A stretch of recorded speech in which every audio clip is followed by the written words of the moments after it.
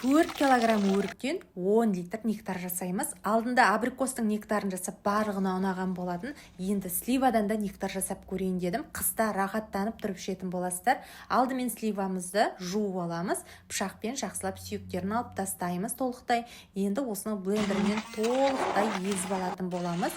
Міне осылай езгеннен кейін бірден сүзіп алсаңыз болады. Мен сүзбей бірден осы кастрюльге қойып, және сойылту үшін үстінен су құйдым. Дәл осы күйінде қайнатсаңыз да болады. Мен бірақ сұйықтау болған қаладым. Қантын салып 10-15 минуттай қайнатамыз.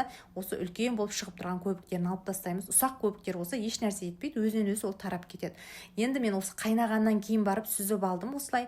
Жаңағы айтқанымда ешқандай айырмашылығы жоқ. Блендерден өткізгеннен кейін сүзсеңіз де болады, қайнағаннан кейін сүзіп алсаңыз да болады. Кастрюльге қойып тағы бір қайнаттым да, алдын ала қақпақтары мен банкаларды булап алып, ыстық күйінде құйып, енді банкабызды жабатын боламыз. Банканы жапқаннан кейін төңкеріп 1-2 күнге бетін жауып қалдырамыз. Бұл жердегі менің закрывашкам базардан алған продмаш деген, көбісі сұрап жатады, өзіме қатты ұнады.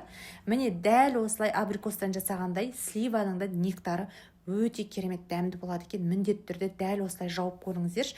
Қыста рахаттанып тұрып ішесіз. Қазір сезонында арзан кезде толтырып осылай банкаларыңызды жауып алсаңыздар болады. Менің парақшам пайдалы, әлі тіркелмесеңіз дәл қазір тіркеліңіз.